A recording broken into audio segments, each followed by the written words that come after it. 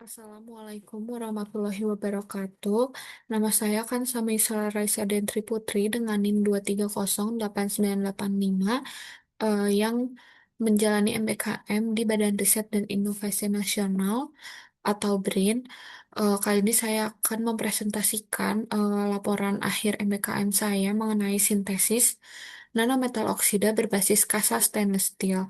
Eh, untuk memenuhi salah satu persyaratan mata kuliah seminar fisika yang diampu oleh Ibu Dr. Mimin Irianti SSI MSI dan dosen pembimbing instansi saya yaitu Dr. Mona Rozana.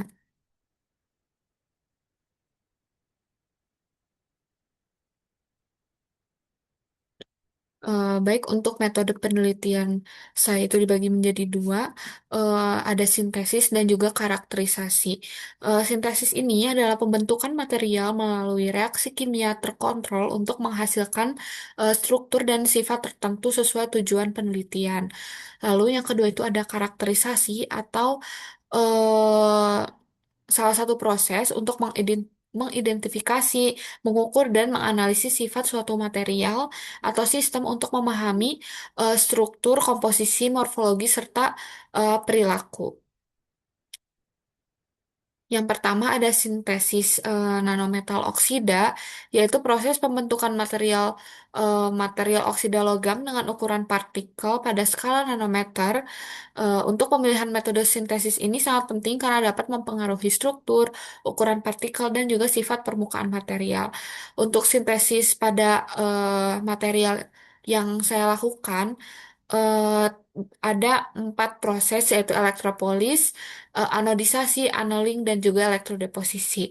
Untuk elektropolis sendiri adalah proses di mana eh, SSP, SSM ini dihaluskan dan membersihkan permukaan logam dengan melarutkan lapisan permukaan secara selektif. Nah, untuk anodisasi ini bertujuan untuk membentuk lapisan oksida yang stabil dan juga yang tahan terhadap korosi pada permukaan logam. Lalu selanjutnya ada proses annealing di mana perlakuan panas untuk memperbaiki struktur kristal dan juga meningkatkan stabilitas material.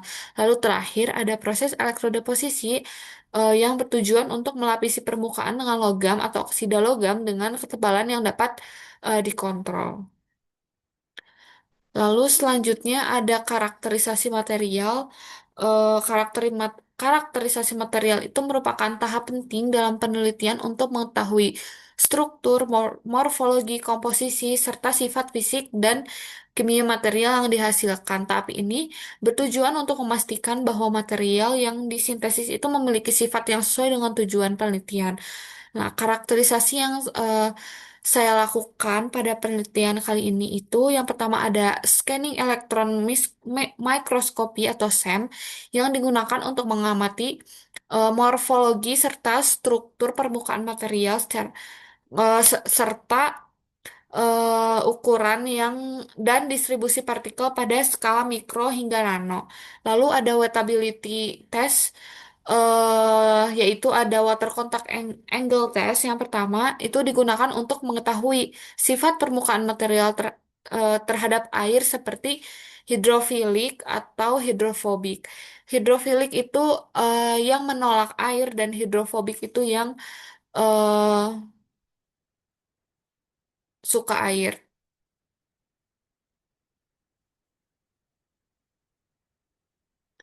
Lalu karakterisasi selanjutnya itu ada IDS atau metode karakterisasi untuk mengetahui komposisi dan distribusi unsur pada permukaan material melalui deteksi sinar X yang dipancarkan pada sampel.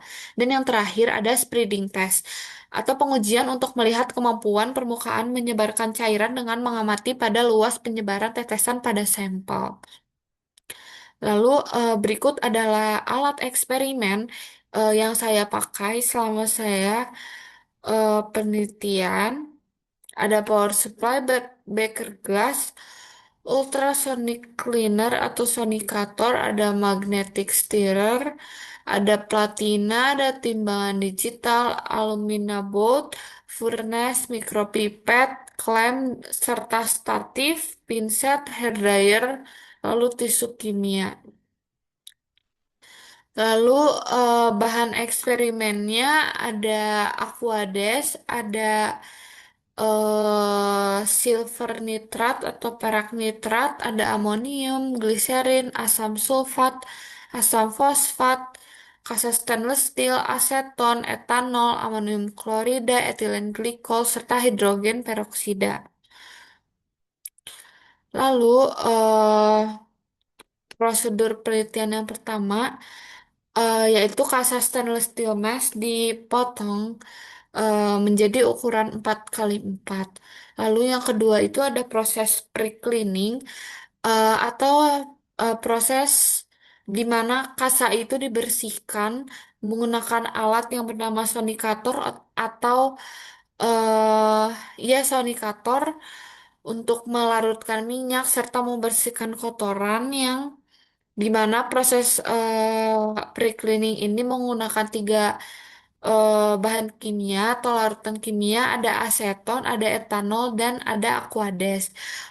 Proses pre-cleaning ini eh, memakan waktu selama 10 menit per larutannya dan dengan jumlah 30 menit. Yang kedua ini ada proses elektropolis. Pada tahap elektropolis, stainless steel mesh dijadikan anoda di dalam larutan elektrolit. Lalu ketika arus listrik diberikan, bagian permukaan yang kasar atau menonjol akan lebih cepat larut dibandingkan bagian lainnya. Proses ini itu membuat permukaan material menjadi lebih halus, bersih, dan homogen. Reaksi utamanya itu berupa oksidasi logam, eh oksidasi logam seperti Fe yang berubah menjadi ion Fe2+. Untuk proses elektropolis ini menggunakan tiga larutan yaitu gliserin, asam sulfat, dan asam fosfat yang berjumlah 100 mili, di mana gliserin ini sebanyak 35 mili, asam sulfat itu sebanyak 43 mili, dan asam fosfat itu sebanyak 22 mili. Lalu selanjutnya ada proses anodisasi. Pada tahap ini terbentuk lapisan oksida di permukaan stainless steel akibat reaksi oksidasi dengan oksigen. Lapisan oksida ini berfungsi meningkatkan ketahanan korosi dan membuat permukaan lebih aktif untuk proses pelapisan berikutnya. Untuk proses anodisasi ini menggunakan amonium klorida sebanyak 0,1 gram, lalu ditambah dengan etilen glikol sebanyak 97 mili, lalu di-stir menggunakan magnetic stirrer selama 1 jam. Lalu sebelum proses anodisasi ini berlangsung, larutan tadi itu ditambahkan dengan H2O2 sebanyak 3 mili. Lalu di-stir sebentar hingga homogen. Lalu setelah itu langsung ke proses anodisasinya. Selanjutnya yaitu ada eh, proses annealing atau perlakuan panas. Material dipanaskan pada suhu tertentu lalu didinginkan perlahan. Pada tahap ini tidak terjadi reaksi kimia utama tetapi terjadi perubahan struktur mikro material sehingga tegangan internal berkurang dan struktur material menjadi lebih stabil. Untuk proses annealing ini dilakukan dengan suhu 500 derajat selama 2 jam di dalam furnace. Selanjutnya ada proses elektrodeposisi. Pada proses elektrodeposisi, ion Ag+ dalam larutan menerima elektron lalu berubah menjadi logam Ag yang terdeposisi pada permukaan stainless steel mesh. Reaksi yang terjadi yang terjadi adalah reduksi ion perak menjadi ion logam Ag. Hasilnya permukaan mesh ini berhasil terapisi oleh partikel Ag dan luas permukaan aktif materialnya meningkat. Untuk proses elektrodeposisi ini menggunakan 100 mili larutan di mana Ag Ag yang dipakai itu sebanyak 1,7 gram yang akan dilarutkan amonium amonium sebanyak 4 mili dan juga air deionisasi atau aqueous hingga 100 mili. Untuk proses elektrodeposisi Ag ini dilakukan selama 2 menit menggunakan alat potensiostat.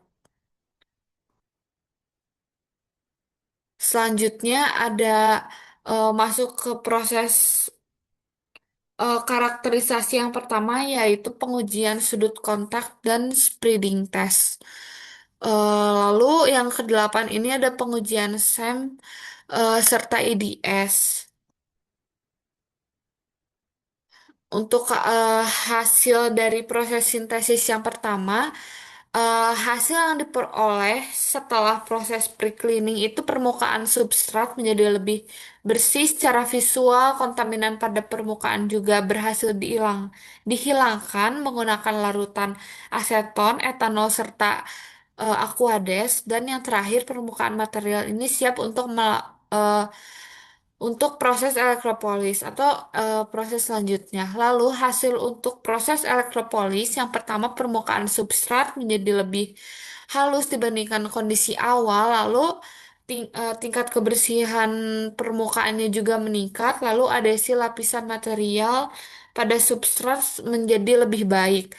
Untuk proses anodisasi ini, hasil yang diperoleh yang pertama itu lapisan oksida berhasil terbentuk pada permukaan substrat. Lalu proses anodisasi ini berlangsung dengan baik sesuai parameter prosesnya dan kualitas permukaan material juga menjadi meningkat. Selanjutnya, hasil dari proses annealing sendiri, material telah mengalami perlakuan panas sesuai prosedur, lalu struktur material menjadi lebih stabil dan material siap untuk proses pelapisan logam pada tahap selanjutnya. Dan untuk hasil proses elektrodeposisi Ag ini yang pertama, permukaan stainless steel mesh berhasil telapisi oleh Ag melalui proses elektrodeposisi dengan potensiostat. Lalu terjadi perubahan morfologi permukaan menjadi lebih kasar dan juga aktif. Selanjutnya, sampel siap untuk karakterisasi dan pengujian yang akan dilakukan selanjutnya. Selanjutnya ini ada eh, foto perubahan fisik substrat setelah proses sintesis. Untuk gambar yang pertama ini adalah kasa stainless steel mesh yang setelah melalui proses pre-cleaning, eh, hasilnya itu, kasanya itu secara fisik memang lebih bersih daripada sebelumnya karena kotorannya sudah larut. Lalu untuk setelah elektropolis dan anodisasi juga permukaannya menjadi halus dan juga bersih secara visual. Lalu eh, untuk yang eh, yang terbentuk di dalam substratnya itu lapisannya sudah teroksidasi. Lalu untuk annealing, setelah proses annealing ini, kasa berubah warna dan setelah melakukan perlakuan panas di furnace. Lalu setelah elektrodeposisi Ag, ter, terlihat terdapat Ag yang tersebar di permukaan kasa stainless steel mesh. Selanjutnya ada hasil dan pembahasan proses karakterisasi. Yang pertama ada water contact angle test atau WCA. Pengujian water contact angle atau WCA dilakukan dengan meneteskan air pada permukaan kaca stainless steel dan menganalisis sudut kontak menggunakan software ImageJ. Lalu yang kedua ini ada grafik WCA. Berdasarkan grafik hasil pengukuran, seluruh sampel menunjukkan nilai sudut kontak lebih dari 90 derajat yang menandakan bahwa permukaan material memiliki sifat hidrofobik atau menyukai air. Selain itu, terlihat adanya peningkatan nilai sudut kontak pada beberapa variasi sampel dan waktu perlakuan. Selanjutnya ada hasil dari spreading test. Hasil spreading test menunjukkan tetesan air mengalami penyebaran secara bertahap seiring bertambahnya waktu. Pada awal pengujian, droplet masih terbentuk setengah bola, kemudian ukuran dan tinggi tetesan semakin berkurang hingga hampir menyebar sempurna pada menit ke-45. Hal ini menunjukkan permukaan sampel memiliki kemampuan wettability yang baik dan cenderung bersifat hidrofobik.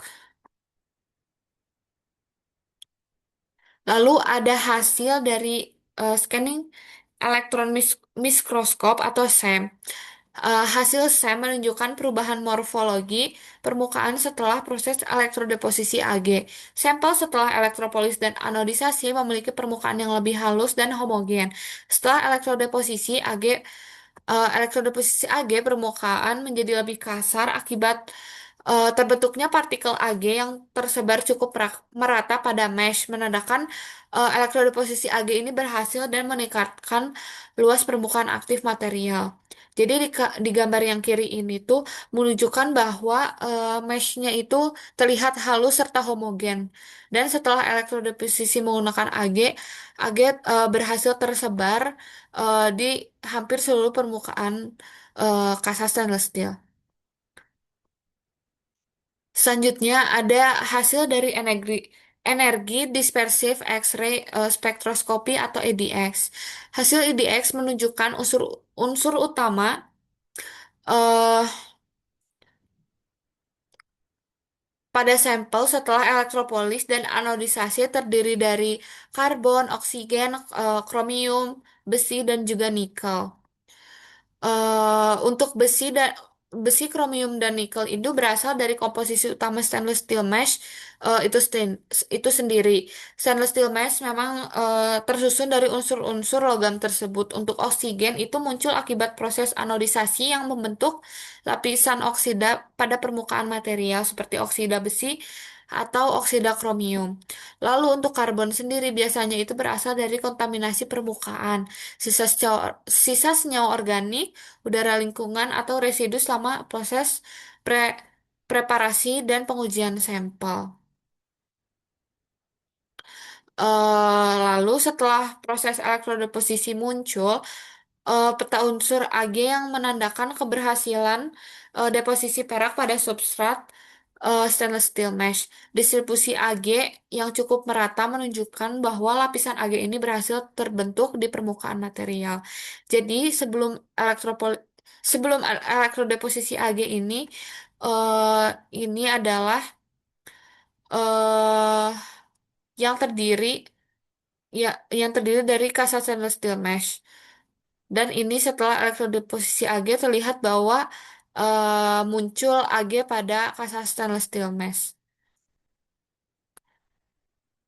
Lalu eh, untuk penutupnya melalui kegiatan magang ini telah dilakukan proses sintesis dan karakterisasi stainless steel mesh menggunakan metode elektropolis, anodisasi, dan juga elektrodeposisi Ag.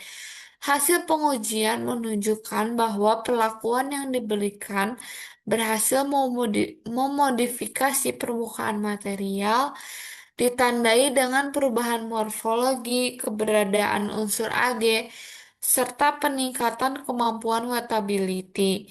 Kegiatan magang ini memberikan pengalaman dan pemahaman mengenai proses sintesis material, penggunaan instrumen karakterisasi, serta analisis data penelitian sebagai bekal untuk pengembangan di bidang material dan juga elektrokimia.